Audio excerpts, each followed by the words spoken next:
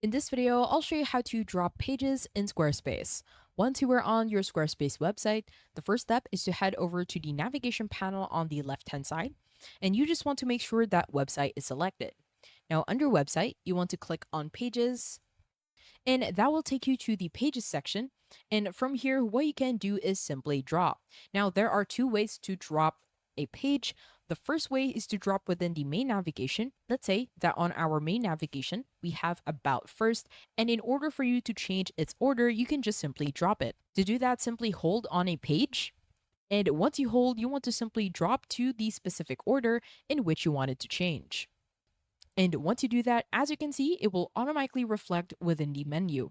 What you could also do is drop it to hide the page. To do that, simply hold on a page and drag it to the not linked pages. And as you can see, it will automatically be removed within the main navigation. What you can also do is set a drop down so that whenever you hover on a menu, it will automatically show the submenus below. To do that, simply head over to the main navigation, and on the right hand side, click on the plus sign. Now, once you click on the plus sign, you'll be taken to add a page. So on the left hand side, you want to scroll down, and at the very bottom, you will see the option for drop down. Simply click on drop down. And once you do that, you can name the drop down into however you want it to be. Let's say we want to name this as services.